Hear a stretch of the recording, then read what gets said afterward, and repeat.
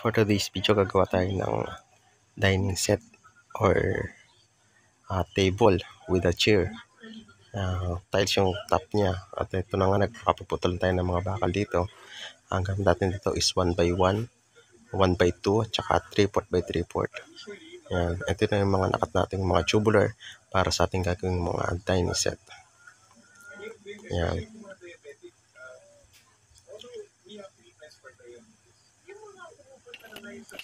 Yan, after natin magputol nga na ito, i-build na natin yung pinakapaan ng ating lamesa.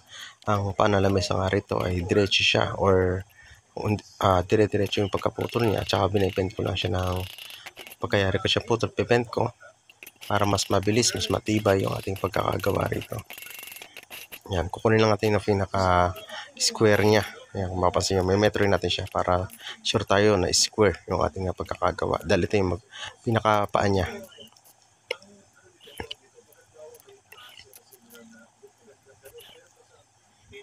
Dining set na dalawang tiles sa ibabaw ang magiging itsura ng ating dining set ito.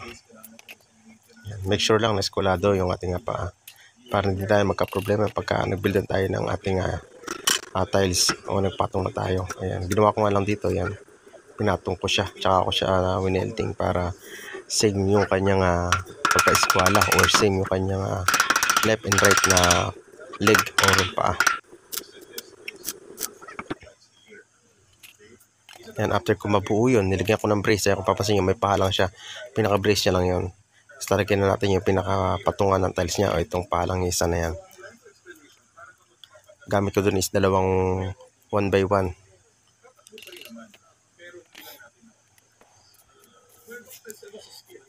Make sure lang na mag-eskwala muna tayo bago tayo mag-spot para hindi na tayo mahirapan sa pag-eskwala.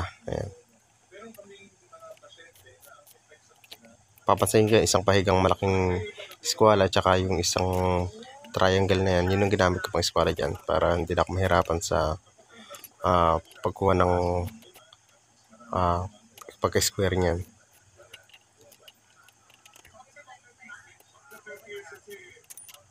After nga yan, ay mapapans nyo, naglagay din ako ng brace dito para kahit mag-weld ako mamaya dito mag-full weld, hindi na to gagalaw.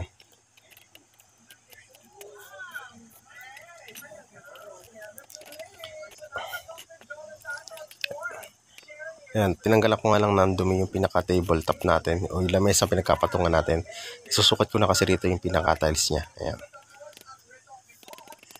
Para make sure tayo na pumasok yung tiles natin. Ayan.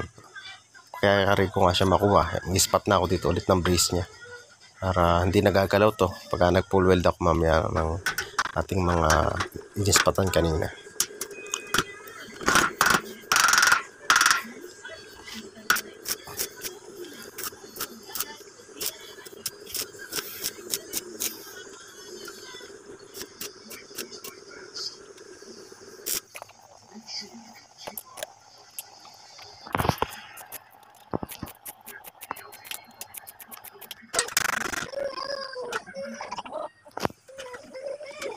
Dito maglalagay nga ako dito ng design sa pinaka-pagitan ng lalagyan ng tiles. Lalagay tayo ng design. 3/4 by 3/4 ang gamit ko dito na maliliit, nagtabas ako. Ginawa ko siyang parang diamond style para magkaroon naman siya ng kahit konting design na yan. Bali, 3 piraso lang dito sa left side tsaka sa right side. At 3 piraso lang siya para magkaroon lang siya ng design at the same time magbibigay din ito ng tibay sa ating pinakalamesa na to.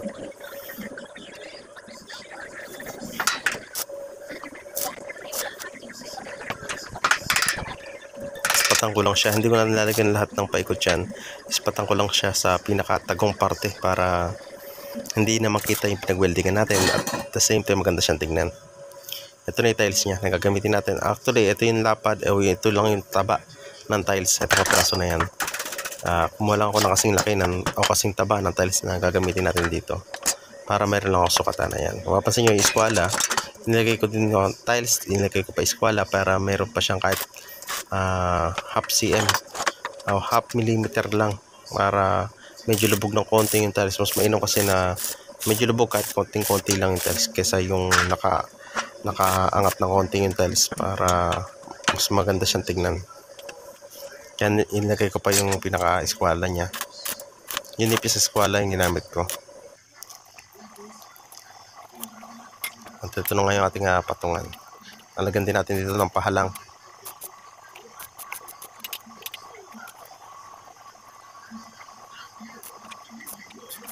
Yung ginamit ko dito sa mga pahalang na yan is 3/4 by 3/4 lang. Yan.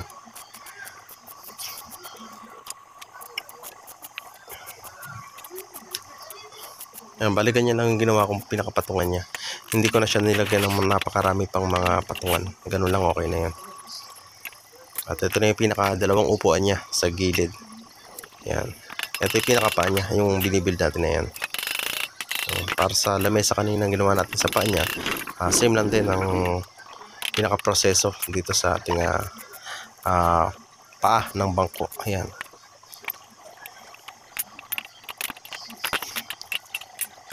After ko may eskwala yan, okay na. Full weld ko na siya. Or yan, spatan ko na siya. Bali, 4 na pirasong rectangle na ganyan ang ginawa ko. Dahil 2 bangko kasi ito. Isang bangko bali 2, kaya 4 na ganyan ang ginawa ko.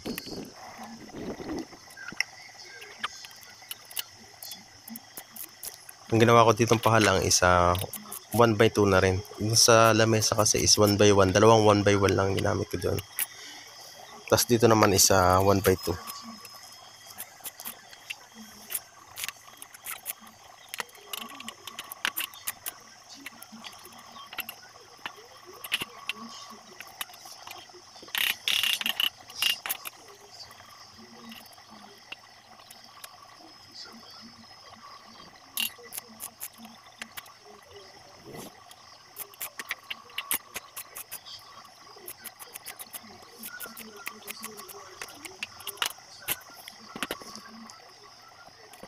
At na-build nga natin yung ating pinakabangko niya. Ayan, ganyan yung tsura niya. Yan. May brace lang yun. Yung 2 nakahalang na yun, brace lang siya. Ayan, full weld ko na siya.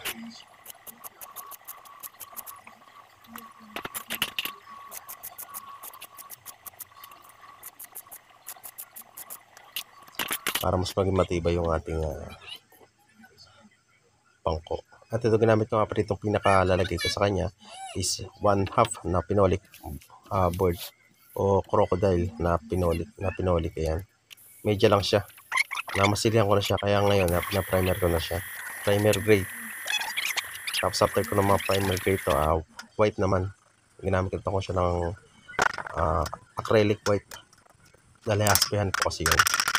Yan, ito yung mapapansin nyo, meron akong kapiraso dito na pinolik o yung gagamit natin dito dahil yan yung ginawa kong basihan para masukat natin yung ating ilalagay dyan. Kasi kapal niya kasi yung ilalagay natin dyan. Para maging matibay dahil medyo nga yung gagawin ko dito is pinaikutan ko siya ng 3/4 by 3/4 na tubular. Paikot na halos siya, tapos nilagyan ko pa siya ng bali 3 brace sa gitna para hindi lumundo yung ating pinolik. Pinolik na nga lang ginamit ko rito para mas maging matibay siya sa kung mababasa man to o ano, mas maging matibay siya. Dinagdagan ko na lang siya ng braces. Okay na yun. Kung papasin nyo talaga, ayan, naispatan ko na siya lahat paikot. Kasi yung mga pahalang yan 3. Ayan. Paikot yan, kaya sobrang tibay niyan. Ayan, ganyan maging itsura niya. Ayan, saluhan niya. At ito na nga yung mga dugtungan niya. Ayan. Bago ako magmasilya nga pala rito, lahat ng dugtungan niya o lahat pinag-weldingan niya, pinrimer ko muna siya ng epoxy primer. Ayan, maka-epoxy primer lahat ng dugtungan niya bago ko siya batakan ng masilya. Ayan. Yung mga butas-butas na yun yung lalagyan natin ng masilya para hindi halatang masyado yung dugtungan niya o mas maging maganda yung outcome ng ating pinakatrabaho. At ito na nga yung ating namasilyahan na kabilang bangko. Ayan. Namasilihan ko na siya. Ayan. Pati dito sa ilalim, nilagyan ko siya ng polytop. Ayan. Para maganda naman siyang tignan kahit na nakabaligtad siya. Kung sakaling titignan yung ilalim, maganda pa rin siyang tignan. Masabi man lang ng may-ari na talagang inayos o ginawan talaga ng effort. Pinulido. Ayan. Nilagyan ko lahat ng masilya at Polytop ang ginamit ko dito pang masilya.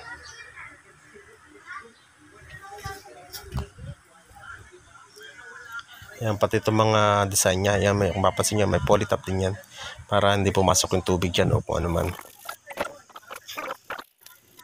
Then after matuyo ng ating Polytop, ayan, nililiha ko na nga siya. Wet sanding ang ginamit ko nga rito, o yung binabasa ko, yung ating liha o yung ating nililiha para mas mabilis siyang maliha. At the same time, hindi dumidikit yung pinaka masilya niya doon sa ating liha para hindi masyadong magastos o malakas sa liha. Ayan, nililiha ko nga na siya hanggang sa mapantay lang siya para maganda-ganda naman siya tingnan.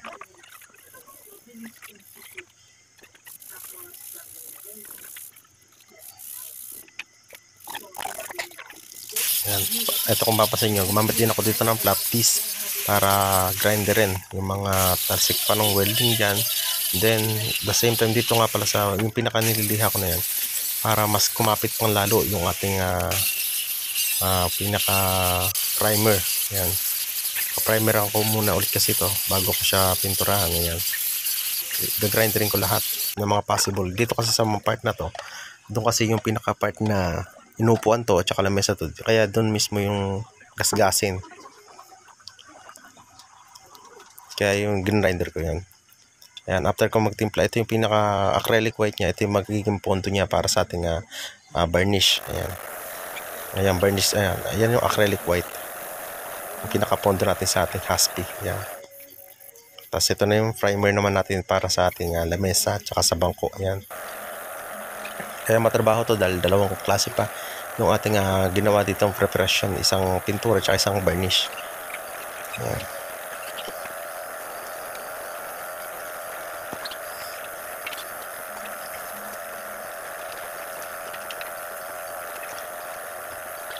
After ko ma-primer dito, kinabukasan ako dito nag second coat o nagpintura para tuyong-tuyo yung ating pintura o yung ating primer. Ayan.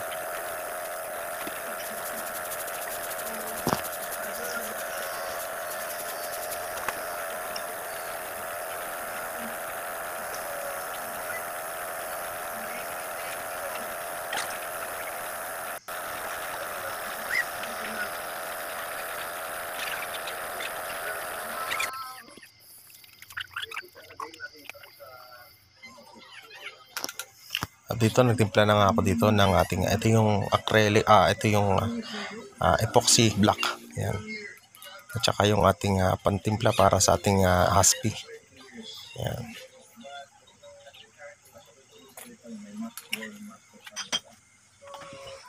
Titimpla rin tayo dito ng ating oil tinting color para naman sa ating pang Haspi.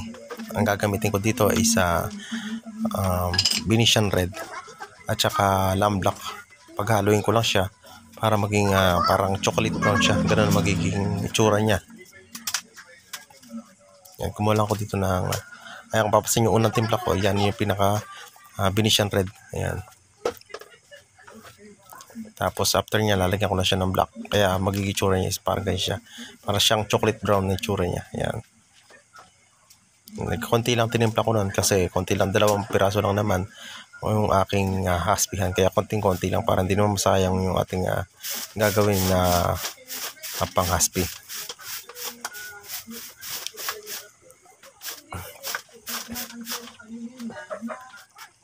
Pagtutuin ko lang pala ito ng mga 10 minutes, 15 minutes bago ko siya gawan ng design gamit ang ating graining tools kasi medyo malamig ang panahon ngayon, kaya yung ano ko dyan, kaya nag-ano ko dito, na interval ako dito ng 10 to 15 minutes bago matuyo yung ating pang design na yan o yung ating tinting color na may kasamang paint thinner. Ayan.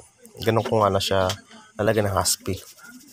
At dahil nga dyan sa medyo basa pa siya, medyo marami yung napalagay ko na pang tinting color o yung ating pang Haspi, kaya hindi ko nagustuhan yung aking unang ginawa. Kaya gagawin ko nga dyan, ulitin ko siya pagka kasi ganyan na tinting color ang ginamit natin na mayroon siyang paint thinner, matagal siyang matuyo, kaya papansin nyo, pwede natin siyang ulitin o pwede nating burahin o ibalik sa dating haspi ng basahan. Ayan, ganyan. Kaya ulitin ko ulit siya hanggang sa makuha ko yung gusto ko o gusto ko na itsura niya. Ayan.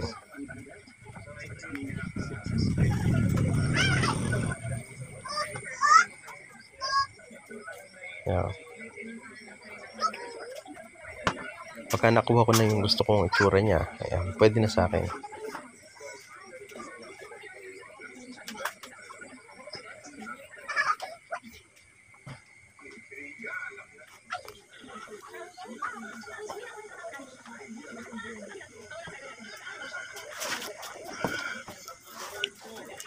After na tong tayo magkapag-haspi, patutuin ko lang to ng 1 oras dahil nga gawa nga ng hindi nga magandang panahon natin, medyo kulimlim, kaya matagal ko siyang pinatuyo. 1 oras o 1.5 oras ko pa yata itong pinatuyo para siguradong wala maging problema yung ating pag-aipit mamaya ng sanding sealer. Sa pag-adjust ko nga ng kulay na yan, inahahalo ko na yung pinaka tinting color na pinag-haspi natin, ginamit natin pang haspi dyan doon sa may sanding sealer. Para isang haspi na lang ako o isang adjust na lang ako ng kulay. At the same time, ipit na rin siya ng sanding sealer. Tapos na-top coat ko na siya ng K92.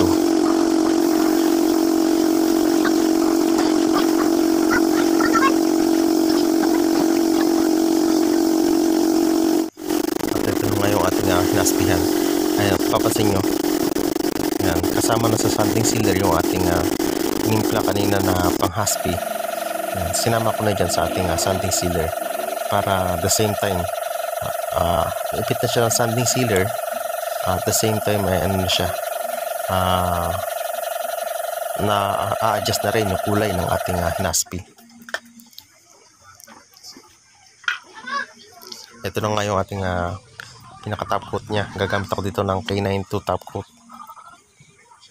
Konti lang na tinimpla ko rito dahil konti lang na may bubugahan ko.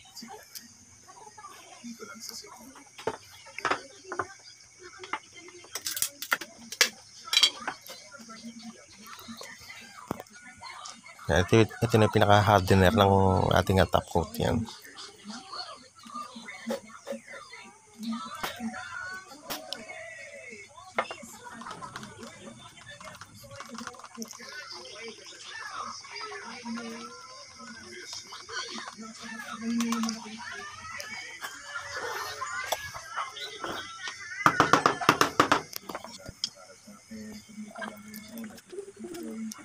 Ayan, ito, gumamit ako dito ng Arita na 0.1 mm lang yata yung pinaka-diameter. Malit lang kasi yun. Ayan, bago nga siya bugahan ng ating pinaka-top coat, niliha ko muna siya ng 1,000 grit. Ayan, tsaka ko siya nilinis o pinunasan ng basahan bago ko siya i-top coat.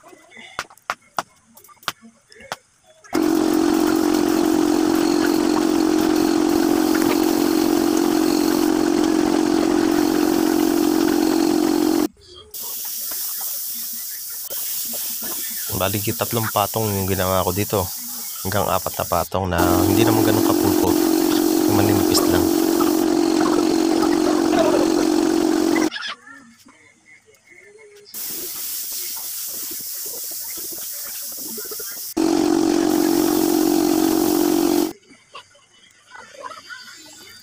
Ito na nga yung ating bangko. Ilalagay natin yung hinaspihan natin. Ginawa ko dito, nilagyan ko nga siya ng glue o ng stick wheel para mas kumapit pa. Ayan, makinis na yung o makintab yung ating pagkaka-top coat sa ginawa nating haspi para dito sa bangko. Ayan, dapat na dapat siyang papansin nyo, pinukpok pa siya ng rubber mallet. Gawa nga na medyo masikip yung ginawa ko rito para hindi siya umangat o hindi siya matanggal kaagad. Pero tutornilyo ko rin naman to o gagamit din ako dito ng black screw sa ilalim. Ayan, ba-black screw ko nga rin siyang ganyan. Bali 15 pieces na black screw ang ginamit ko rito para sure tayo na hindi matatanggal yung pinaka board niya dito sa ating pinakabangko.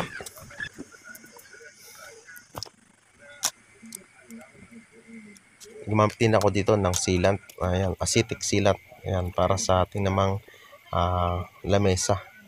Dahil para madumikit yung ating tiles dito.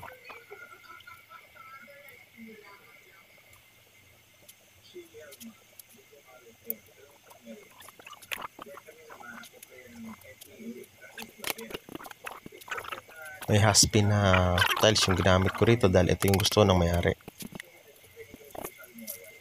Kaya hinaspihan ko na rin yung ating pinakabangko para kahit paano ito merno naman dito sa ating pinakalamesa niya.